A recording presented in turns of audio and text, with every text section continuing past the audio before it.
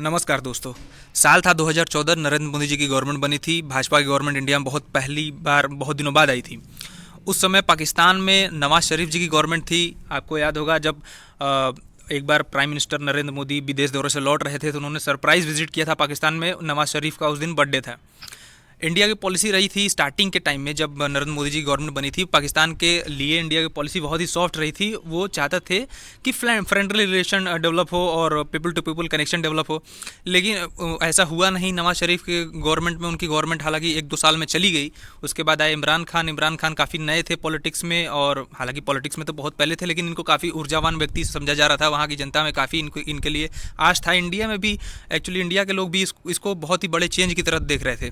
उनको लग रहा था कि एक नई विचारधारा का प्राइम मिनिस्टर आया है जो कि पाकिस्तान की कंडीशन को बदलेगा और इंडिया और पाकिस्तान का रिलेशन पहले से बहुत ज़्यादा अच्छा होगा। लेकिन ऐसा हुआ नहीं। लगातार हमने देखा कि पुलवामा में आतंकवादी घटनाएं हुई और उरी में आतंकवादी घटनाएं हुई। तब इंडिया ने अपने पॉलिसी अप्रोच बदले पाकिस्तान के लिए, और इंडिया ने एक पॉलिसी अपनाई पाकिस्तान को आइसोलेट करने की। उसने वर्ल्ड में पाकिस्तान को आइसोलेट करना शुरू कर दिया। अब पाकिस्तान के बहुत जैसे मुस्लिम कंट्रीज़ बहुत हैं इंडिया में। अगर आप पूरा नदर अफ्रीका देखिए या यूरोपियन कंट्रीज़ देखिए, रशिया में भी मुस्लिम पॉपुलेशन है, चाइना में भी मुस्लिम पॉपुलेशन है, अपने साउथ ईस्ट एशिया में देखिए वहाँ मुस्लिम पॉपुलेशन है। तो मुस्लिम कंट्री होने की वजह से पाकिस्तान को बहुत बड़ा गेन हमेशा से मिलता रहा है। लेकिन इंडिया ने पॉलिसी शुरू की पाकिस्तान को आइसोलेट करने की आज से 3 साल पहले। अब 3 साल बाद इस पॉलिसी का फ्रूटफुल रिजल्ट आ रहा है। पिछले 1-1.5 महीने में ऐसी घटनाएं हुई हैं जिसमें पाकिस्तान को कम्प्लीटली आइसोलेट कर दिया गया है। इसके क्लोजेस्ट एलाई, जिनमें हम अगर सऊदी अरेबिया की बात करें, यूएई की बात करें, जो इसका हमेशा साथ देते थे, हर कदम पे खड़े रहते थे, वो भी अभी से दूर जा रहे हैं और पाकिस्तान काफ़ी कमज़ोर इस समय बन गया। इस वीडियो में हम इस टॉपिक के बारे में डिस्कस करेंगे। इस वीडियो में मैं और भी जियोपॉलिटिकल एंगल को डिस्कस करूंगा। इंडिया के लिए बाकी देशों के रिश्ते इंडिया के साथ कैसे हैं और किस तरीके से इंडिया अपने फॉरेन पॉलिसी को लेके बढ़ रहा है आगे, खास करके पाकिस्तान के संदर्भ में। तो आइए शुरू करते हैं इस वीडियो को। आपको याद होगा जब इंडिया ने आर्टिकल 370 हटाया था तब पाकिस्तान बहुत भड़का हुआ था और उसने इस मैटर को यूएन में ले जाने की कोशिश भी की। परमानेंट सीट ना होते हुए भी यूएन ने चाइना की मदद से इसको वहाँ तक पहुँचाने के लिए बहुत प्रयास किया। हालांकि इंडिया के फ्रेंडली कंट्रीज़ जैसे फ्रांस हुआ, अमेरिका हुआ, उसने इस रिजोल्यूशन को ब्लॉक कर दिया था।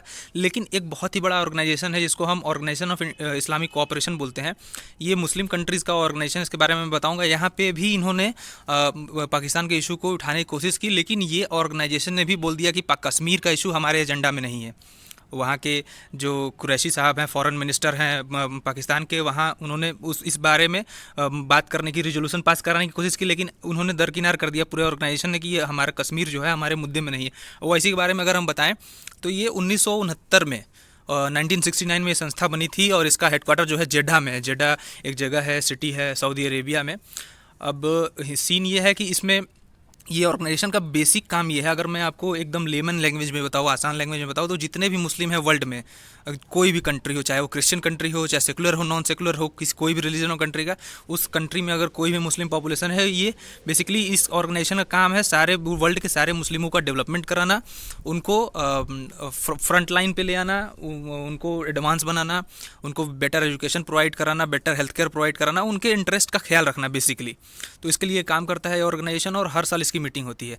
पाकिस्तान चूँकि इंडिया का वर्ल्ड का थर्ड मोस्ट पॉपुलेटेड कंट्री है in terms of Muslim population, लेकिन जैसे इंडोनेशिया की मैं बात करूँ, इंडोनेशिया में मुस्लिम पॉपुलेशन वर्ल्ड में सबसे ज़्यादा है। सेकंड नंबर पे आता है इंडिया। इंडिया में पाकिस्तान से भी ज़्यादा मुस्लिम है, और थर्ड नंबर पे आता है पाकिस्तान। तो पाकिस्तान में मुस्लिम पॉपुलेशन होने की वजह से उसकी काफ़ी वट है इस ऑर्गेनाइजेशन में।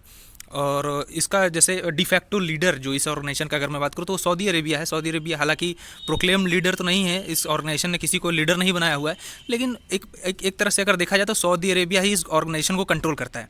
तो इसमें भी उनको मुँह की खानी पड़ी थी। फिर उसके बाद अभी एक समय आपको याद होगा पिछले महीने में वहाँ के जो आर्मी जनरल हैं पाकिस्तान के, कमर जावेद बाजवा, वो गए थे सऊदी अरेबिया में।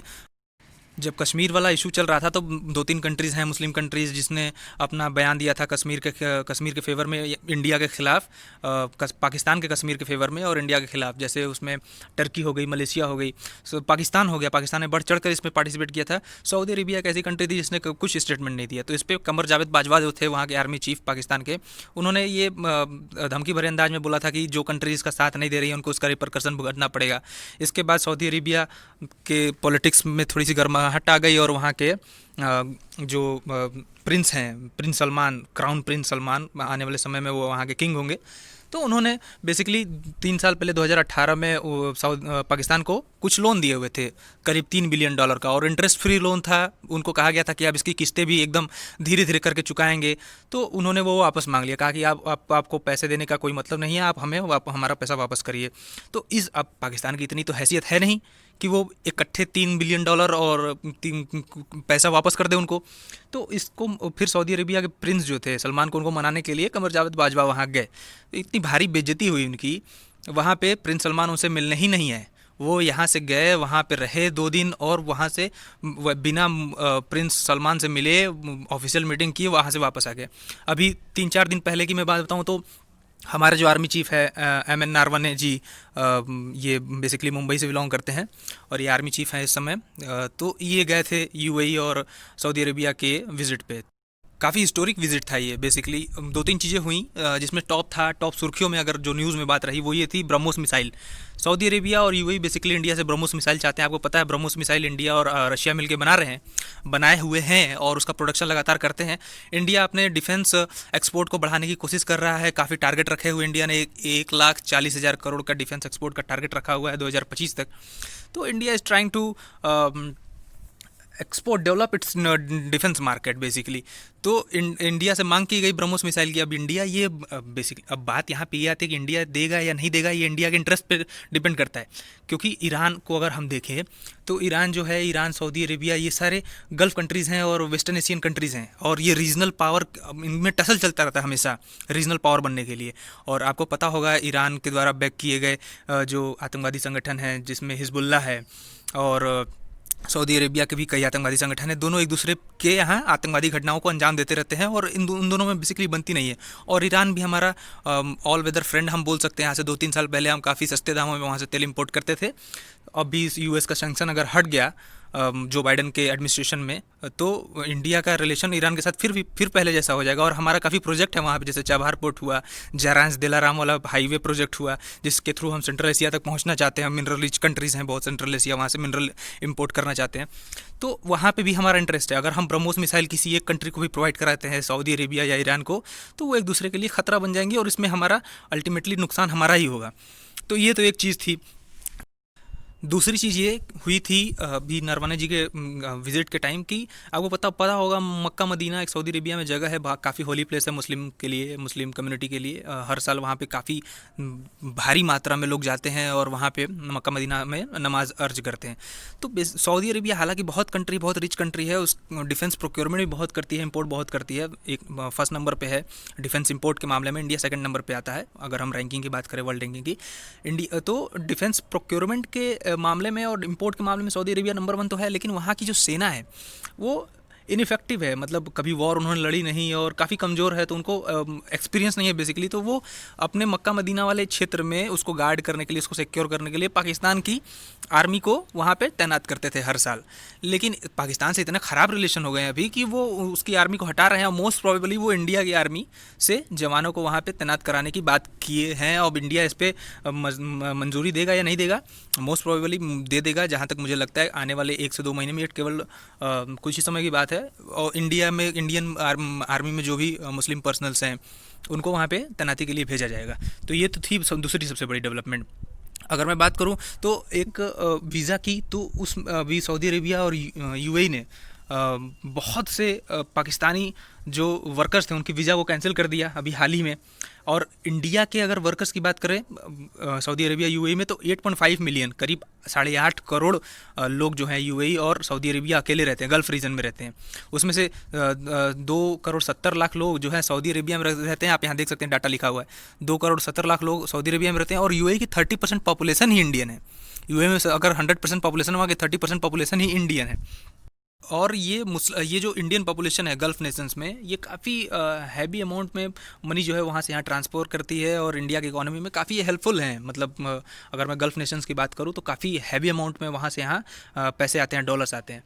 एक अभी मैंने जो आपको $1 बिलियन वापस करने की बात करी, तो इसमें आप देख सकते हैं ये $1 बिलियन काफ़ी उदास मन से बैठे हुए हैं यहाँ पे। जो पाकिस्तान के प्राइम मिनिस्टर हैं, आप देख रहे हैं किस तरीके से $1 बिलियन जो है US डॉलर इनके हाथ से निकल रहा है, और ये सऊदी के प्रिंस हैं, यहाँ बैठे हुए हैं। अब इन्होंने ये $1 बिलियन दिया, ये भी चाइना से लोन लेके दिया, इनके पास इतने पैसे नहीं हैं। ये भी चाइना से लोन लिया इन्होंने, और उसको फिर सऊदी अरेबिया से लोन लिया गया पैसा वापस किया। तो ये कंडीशन है। अभी एक नोट कंट्रोवर्सी हुई थी, उसके बारे में मैं अगर बताऊं तो G20 समिट जो है इस बार का 2020 का सऊदी अरेबिया ने होस्ट किया, 2021 का इटली होस्ट करेगा, 2022 का इंडोनेशिया होस्ट करेगा, और 2023 का इंडिया होस्ट करेगा। 2020 के G20 समिट को होस्ट करने की खुशी में सऊदी अरेबिया ने अपने यहाँ पे 20 रियाल का 20 रियाल का एक नोट निकाला था, जिसमें G20 कंट्रीज़ हैं, इनको डार्क कलर से दिखाया हुआ है, इस नोट में डिपिक्ट किया हुआ है। तो इसमें आप देख सकते हैं इंडिया का मैप, तो काफ़ी ख़राब तरीके से इंडिया का मैप को रिप्रेजेंट किया गया, इसमें जम्मू कश्मीर का रीजन ही गायब कर दिया गया है। इस पे इंडिया ने काफ़ी आपत्ति जताई थी। तो बाद में सऊदी जो किंग हैं, बेसिकली वो हैं तो प्रिंस, लेकिन उनको डिफैक्टो किंग बोला जाता है क्योंकि सारा एडमिनिस्ट्रेशन वही देखते हैं। तो उन्होंने बात मान ली, वहाँ के एडमिनिस्ट्रेशन ने बात मान ली और बोला कि हम इस नोट को जितनी जल्द से जल्द हो सके उतनी जल्द से जल्द चेंज करेंगे। तो ये था बेसिकली पूरा एक डायनामिक सिनारियो, जिसके तहत मैंने अपने लैंग्वेज में, अपने लेमन लैंग्वेज में, आसान भाषा में आपको समझाने की कोशिश की कि किस तरीके से इंडिया की जो पॉलिसी थी आइसोलेट करने की पाकिस्तान को, वो सफल हो रही है और किस हद तक सफल हो चुकी है, और क्या कंडीशन है पाकिस्तान की। और अगर इतनी ख़राब कंडीशन होने के बाद भी वो अपनी आदतों को नहीं छोड़ सकता तो फिर क्या कर सकते हैं, फिर तो भगवान ही मालिक है उनके। एक लास्ट न्यूज़ जो सबसे इंपॉर्टेंट है वो मैं आपको बताना चाहूँगा। एक लुलु ग्रुप है। लुलु ग्रुप एक बेसिकली MNC है, ये UAE बेस्ड MNC है, दुबई में इसका हेडक्वार्टर है। ये फूड प्रोसेसिंग कंपनी है। जैसे फूड प्रोसेसिंग का मतलब मैं अगर आपको बताऊं तो जो भी हम लोग एग्रीकल्चर प्रोड्यूस करते हैं, जो भी कृषि खाद्य पदार्थ प्रोड्यूस करते हैं, जैसे आलू हो गया, टमाटर हो गया, उससे हम लोग जो भी प्रोसेस फूड बनाते हैं फैक्ट्रियों में ले जाके, जैसे टमाटर से केचप बनाया, आलू से चिप्स बनाया, तो ये कंपनियाँ वही काम करती हैं, उनको फूड प्रोसेसिंग इंडस्ट्रीज़ बोला जाता है। तो लुलु ग्रुप ये वही कंपनी है और इसका हेडक्वार्टर है तो UAE में, लेकिन इसका मार्केट पूरा गल्फ नेशन में फैला हुआ है, जिसमें Saudi Arabia, Yemen, Oman, UAE, Qatar, Bahrain, Kuwait, ये सब सारी कंट्रीज आ जाती हैं। तो इनका जो मार्केट है, ये अभी अपना मार्केट जम्मू कश्मीर में खोलने की बात कर रहे थे। अब आप कहेंगे इसमें क्या बड़ी बात है, ये तो मल्टीनेशनल कंपनी है, हर जगह पूरे देश में, पूरे विश्व में इनका मार्केट होना चाहिए, पूरे विश्व में इनके ऑफिस होंगे। देखिए बहुत ही बड़ा सिग्निफिकेंस है इसका। गल्फ कंट्रीज़ में आपको पता है एडमिनिस्ट्रेशन कैसा है, डेमोक्रेसी नाम की कोई चीज़ नहीं है। अगर एक कोई कंपनी, वहाँ की सबसे बड़ी कंपनियों में से एक कोई आके जम्मू कश्मीर जैसे जगह पे, जो कि काफ़ी विवादित क्षेत्र है और हमेशा सुर्खियों में रहता है, खास करके मुस्लिम कंट्रीज़ में, तो वहाँ पे अगर ये बोल रहा है कि हम वहाँ पे अपना प्लांट लगाएंगे और ऑफिस खोलेंगे, तो इसका मतलब कि कहीं ना कहीं वहाँ की जो गवर्नमेंट है, जिस कंट्री की ये कंपनी है, वहाँ की गवर्नमेंट ने इसको इजाज़त दी है कि आप वहाँ पे जाइए, और ये रिकॉग्नाइज़ करता है जम्मू कश्मीर को इंडिया का पार्ट, इंटीग्रल पार्ट रिकॉग्नाइज़ करता है। दैट मीन्स कि UAE और बाकी सब गल्फ कंट्रीज जो हैं, अब सबसे बड़ी कंट्री जो सऊदी अरेबिया वगैरह है, ये सब रिकॉग्नाइज़ करती हैं कि जम्मू कश्मीर, जो आज का जम्मू कश्मीर है, वो इंडिया का पार्ट है। तभी इन्होंने इनको इजाज़त दी होगी कि आप जाके वहाँ पे ऑफिस बनाइए। 26 जनवरी को इन्होंने अनाउंस किया है कि ये वहाँ से कश्मीरी सेव, जो कश्मीर के फेमस सेव होते हैं जिनको GI टैग मिला हुआ है, वो उसका स्टोर भी गल्फ नेशन में खोलेंगे। तो ये थी पूरी डायनामिक्स जिसको मैंने आपको समझाया इस वीडियो के माध्यम से। अगर आपको ये वीडियो अच्छी लगी हो तो please like and subscribe my channel. My name is Nitesh Singh and I am signing off. Thank you.